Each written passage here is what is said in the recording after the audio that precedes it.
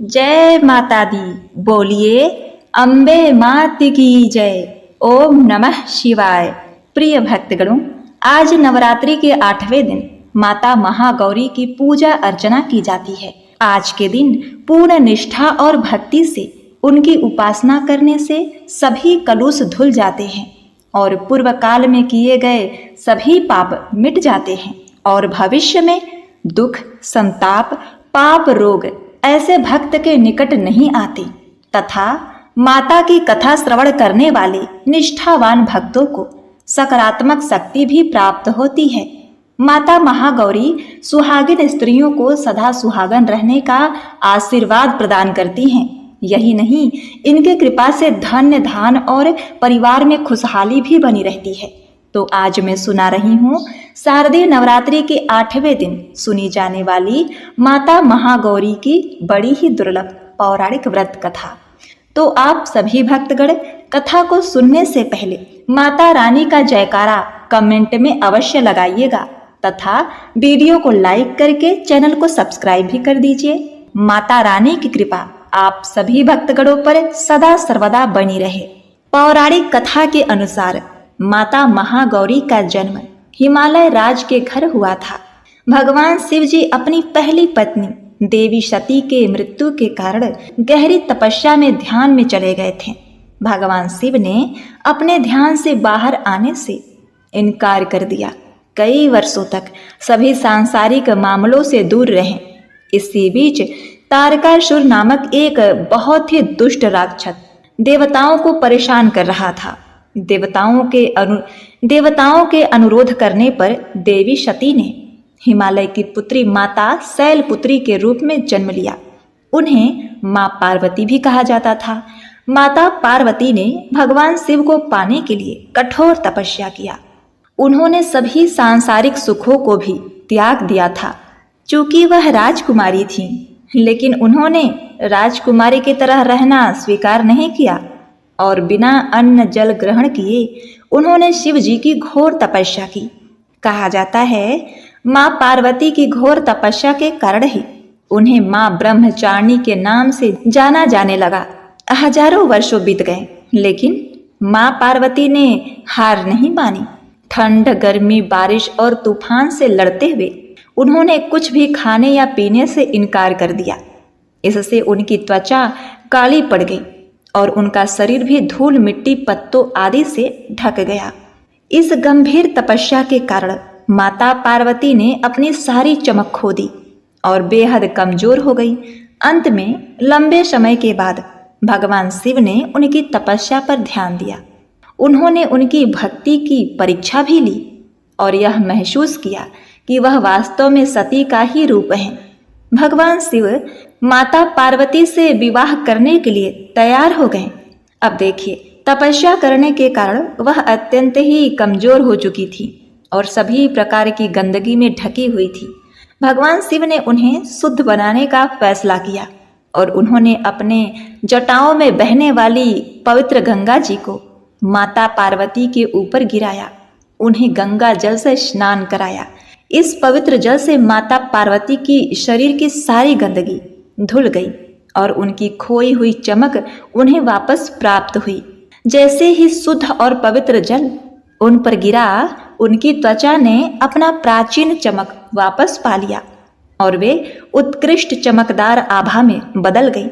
उनका रंग चंद्रमा के चमक के समान उज्जवल हो गया, जिससे महादेव ने उनका नाम महागौरी रखा। तभी से उनका नाम महागौरी पड़ गया, जो दुधिया सफेद रंग और गौर वर्ण वाली थी। शंख, चंद्रमा और कुंद फूल की सफेदी उनके सुंदर उत्तम सौंदर्य का मुकाबला नहीं कर सकती थी। शुद्ध सफेद साड़ी में लिपटी हुई हीरे जड़ित आभूषण से सुसज्जित एक सफेद बैल पर भव्य रूप में बैठी हुई वह हजारों सूर्य की चमक से चकाचौंध हो रही थी।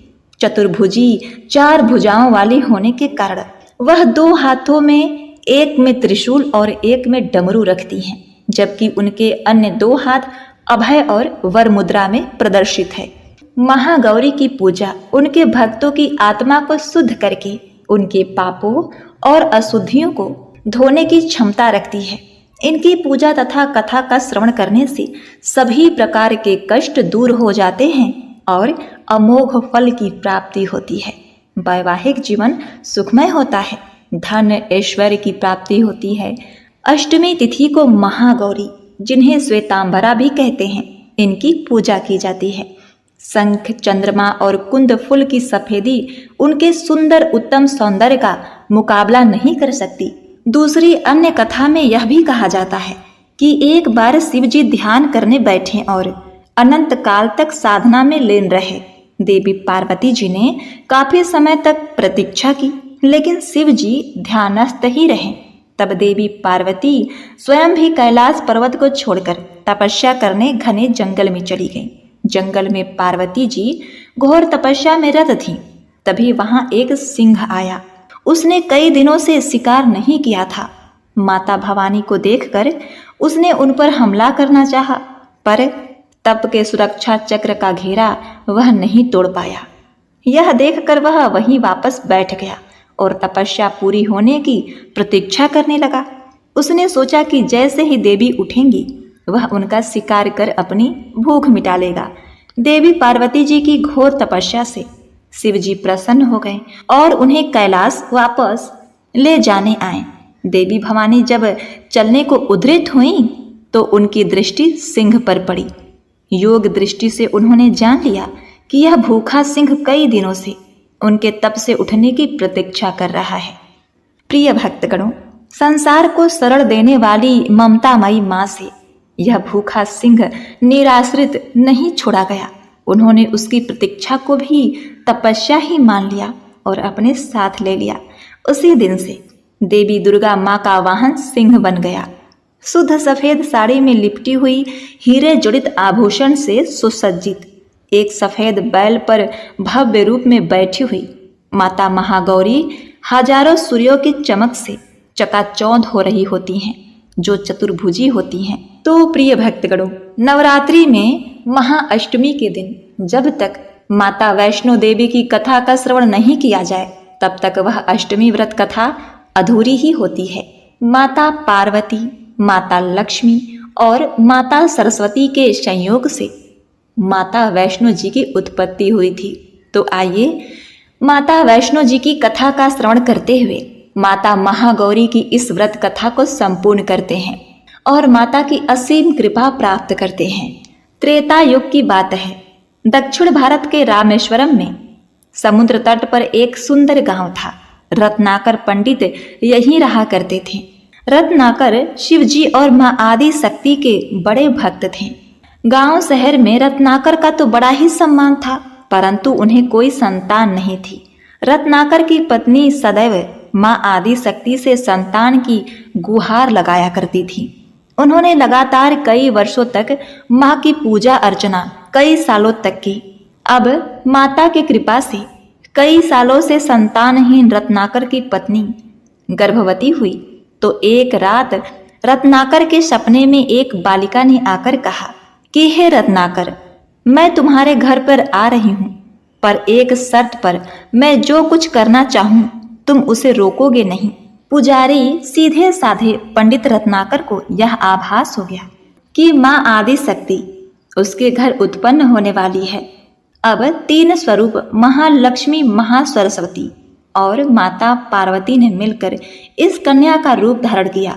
नियमित समय पर इस कन्या का जन्म हुआ। रत्नाकर को यह पता चल गया था कि यह कन्या मां आदि शक्ति ने धर्म की रक्षा के लिए प्रकट की है। रत्नाकर इस भाव से कन्या का लालन पालन करने लगे।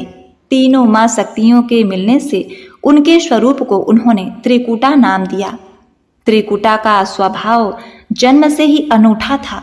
बचपन से ही वह पूजा पाठ और धार्मिक कार्यक्रमों को देखकर प्रसन्न होती एवं 10वां साल शुरू भी नहीं हुआ था कि त्रिकुटा को यह पता चल गया था कि भगवान विष्णु ने भगवान श्री राम के रूप में धरती पर अवतार ले लिया है। त्रिकुटा ने यह व्रत ले लिया कि वह भगवान श्री राम से ही विवाह करेंगी, अन्यथा आजीवन ही अविवाहित रहेंगी। त्रिकुटा ने अपने पिता से कहा कि वह रामेश्वरम के तट पर रहकर तपस्या करना चाहती हैं। शर्त के मुताबिक रत्नाकर ने उन्हें नहीं रोका। 10 वर्ष की उम्र से ही त्रिकुटा समुद्र तट पर एक कुटी बनाकर रहने लगी। वह भगवान श्री राम को पति मानकर उनके लिए कठोर तप करने लगी। इसी तरह घोर तप करते त्रिकुटा को बहुत वर्ष बीत गए। सीताहरण के बाद भगवान श्री राम लक्ष्मण के साथ दल बल लेकर सीता की खोज करते हुए रामेश्वरम पहुंचे। श्री राम को पुल बांधने तक यहाँ ठहरना था। भगवान एक दिन विचार कर ही रहे थे, तभी समुद्र तट पर एक तेजस्विनी ध्यान मग्न कन्या को देखकर चकित रह गए। उस कन्या के योग और आभा से वह स्थान अलग ही रोशनी से प्रकाशित हो रहा था। भगवान श्री राम कौतूहलवश उस कन्या के तपोस्थल तक गए और प्रभु ने उस कन्या से पूछा, हे देवी, तुम कौन हो और इतनी कम उम्र में इतना कठोर तप क्यों कर रही हो? ऐसी क्या अभिलाषा है जिसके लिए ऐसा घोर तप करने को विवश हो गई? कन्या ने भगवान को विनय पूर्वक प्रणाम करके अपना परिचय पंडित रत्नाकर की पुत्री त्रिकुटा के रूप में दिया। फिर अपनी प्रतिज्ञा बताई। त्रिकुटा समझ गई थी कि उनके सामने साक्षात भगवान श्री राम ही खड़े हैं। इसीलिए उन्होंने निवेदन किया कि हे प्रभु, आप मुझे पत्नी के रूप में स्वीकार कर लीजिए। लेकिन इस पर भगवान श्री राम ने कहा, यह संभव नहीं है देवी, मैं एक पत्नी रहने के संकल्प से बंधा हूँ। अपनी पत्नी के अपहरणकर्ता को दंड देने के लिए यहाँ समुद्र तक आया हूँ। त्रिकुटा को यह सुनकर आघात पहुंचा। उन्होंने अपने कठोर तप का वास्ता दिया और भगवान से विवाह करने की पुनः याचना की। त्रिकुटा ने कहा, प्रभु, क्या मेरा यह तप व्यर्थ चला गया? मेरे तप में वह शक्ति नहीं कि आपको प्राप्त कर सकूं। यदि मेरा तप अभी बाकी है तो मैं कठोर तप करूंगी और तब तक जारी रखूंगी जब तक मेरी अभिलाषा पूरी नहीं होती। भगवान श्री राम ने कहा कि जब मैं सीता का पता लगाकर लौटूंगा तब तुम्हारे यहाँ आऊंगा देवी। यदि तुम मुझे पहचान लोगी तो मैं तुम्हारी इस बात पर सही निर्णय करूंगा। त्रिकुटा को इस बात से बड़ी प्रसन्नता हुई कि उनका तप सफल है। भगवान ने उन्हें वरण करने का एक आश्वासन दिया। अब उन्हें अपने स्वामी की प्रतीक्षा में उत्तीर्ण होना है। इस प्रसन्नता के भाव से भरकर त्रिकुटा का उत्साह और बढ़ गया। उन्होंने कठिन तप करना आरंभ किया। उनके तप का प्रभाव ऐसा था कि उनकी कुटी के आसपास का पूरा क्षेत्र एक अलग प्रकाश से प्रकाशित हो रहा था।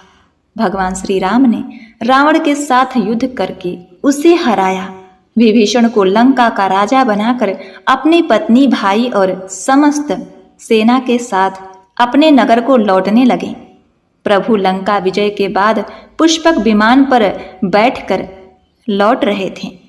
उन्हें त्रिकुटा को दिया हुआ अपना वचन भी पूरा करना था। रामेश्वरम के तट पर पहुंचते ही भगवान ने विमान रुकवा दिया। सभी कौतूहल में पड़ गए तो प्रभु ने उन्हें कुछ पल की प्रतीक्षा करने को कहा। उसके बाद वह अकेले ही चल पड़े। वहां सभी लोग भगवान की प्रतीक्षा करने लगे। श्री रामचंद्र भगवान ने एक अत्यंत ही वृद्ध ब्राह्मण का वेश बनाया और देवी त्रिकुटा के पास पहुंचे। प्रभु उनके पास कुछ पल रुके पर त्रिकुटा उन्हें पहचान ही नहीं सकी। भगवान ने उन्हें अवसर दिया पर उनकी लीला को देवी त्रिकुटा भाप न पाई।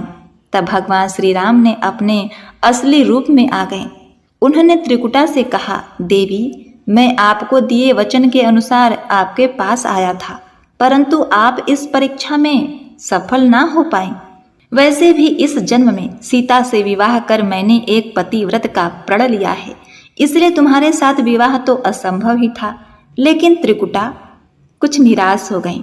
भगवान ने उनकी मनुस्मृति समझ ली और मधुर वचन में बोले। भगवान ने कहा, हे देवी, आपको निराश होने की आवश्यकता नहीं, आपका संकल्प पक्का है। इसीलिए मैं इसे खाली नहीं जाने दूंगा। इस युग में व्रतधारी होने के कारण विवश हूँ। कलयुग में जब मैं कल्की के रूप में अवतार लूंगा तब मैं आपको अपनी पत्नी के रूप में अवश्य ही स्वीकार कर लूंगा। तब तक आप हिमालय स्थित त्रिकूट पर्वत पर जाकर तप करो और मेरे अवतार की प्रतीक्षा करो। भगवान ने उन्हें वरदान देते हुए कहा, तुम भक्तों के कष्ट और दुखों को नष्ट करते हुए संसार का कल्याण करती रहो। विष्णु का अंश होने, उनके काल में अवतरित होने तथा विष्णु पूजा होने के वजह से यह संसार आपको माता वैष्णो देवी के रूप में पूजेगी। कलयुग में जो भी भक्ति भाव से तुम्हारी पूजा अर्चना करेंगे उन्हें तुम सर्वश्रेष्ठ वर प्रदान करोगी। भगवान श्री राम वरदान देकर चले गए। माता वैष्णो देवी इस वचन से अत्यंत ही प्रसन्न थे। उन्होंने प्रभु के आदेश अनुसार संसार के कल्याण का संकल्प किया। त्रिकुटा उत्तरी भारत के मानक पर्वत श्रृंखला की 3 पहाड़ियों वाले त्रिकुट पर्वत पर तप के लिए चली गई। वही माता वैष्णो देवी के नाम से विराजमान है। श्री हरि का वरदान होने के कारण वैष्णव माता भक्तों की सभी मनोकामनाएं पूरी करती हैं। इसलिए माता का स्वरूप कुमारी है। वह श्री हरि के कल की अवतार की प्रतीक्षा कर रही हैं। उसी अवतार के बाद भगवान उन्हें स्वीकार करेंगे और संभव है माता वैष्णो देवी को किसी अन्य धाम पर भी स्थान दें और उन्हें कुछ अन्य दायित्व भी दें। तो बोलिए, अम्बे मात की जय, शेरा वाली मैया की जय। ओम नमः शिवाय। जय माता। प्रिय भक्तों, अब आइए सुनते हैं माँ दुर्गा की आरती। नौ दुर्गे माँ तेरी आरती गाऊं, नौ दुर्गे माँ तेरी आरती गाऊं, अम्बे महारानी तेरी आरती गाऊं, आरती गाऊं मैया तुमको मनाऊं, आरती गाऊं मैया तुमको मनाऊं, अम्बे महारानी तेरी आरती गाऊं, अम्बे महारानी तेरी आरती गाऊं। पहली प्रकृति देवी शैलपुत्री, दूसरी ब्रह्मचारी जग निर्मात्री, देख रूप बलिहारी मैं जाऊं, नौ दुर्गे माँ तेरी आरती गाऊं, तीसरी चंद्र घंटा शांतिदायक, तीसरी चंद्र घंटा शांतिदायक, चौथी कूष्मांडा जग की नायक, माँ के चरणों में शीस नवाऊं, नौ दुर्गे माँ तेरी आरती गाऊं, नौ दुर्गे माँ तेरी आरती गाऊं। पांचवें स्कंद माँ भाग्य की दाती, पांचवें स्कंद माँ भाग्य की दाती, छठी कात्यायनी तुष्टि दाती, ज्योत जलाऊं मैया सुमिरन गाऊं, ज्योत जलाऊं मैया सुमिरन गाऊं, नौ दुर्गे माँ तेरी आरती गाऊं, नौ दुर्गे माँ तेरी आरती गाऊं। सातवीं काल रात्रि शुभ फलदायक, सातवीं काल रात्रि शुभ फलदायक, आठवीं महागौरी शक्तिदायक, महाशक्ति की महिमा मैं गाऊं, महाशक्ति की महिमा मैं गाऊं, नौ दुर्गे माँ तेरी आरती गाऊं, नौ दुर्गे माँ तेरी आरती गाऊं। नवी महामाई माँ सिद्धिदात्री, नवी महामाई माँ सिद्धिदात्री, नौ दुर्गा पूजन से पूर्ण नवरात्रि, नौ दुर्गा पूजन से पूर्ण नवरात्रि, दुर्गा पूजन का आनंद पाऊं, नौ दुर्गा माँ तेरी आरती गाऊं, नौ दुर्गा माँ तेरी आरती गाऊं, अम्बे महारानी तेरी आरती गाऊं, नौ दुर्गा माँ तेरी आरती गाऊं, आरती गाऊं मैया तुमको मनाऊं, आरती गाऊं मैया तुमको मनाऊं, अम्बे महारानी तेरी आरती गाऊं, अम्बे महारानी तेरी आरती गाऊं, अम्बे महारानी तेरी आरती गाऊं। बोलिए अम्बे मात की जय। हर हर महादेव।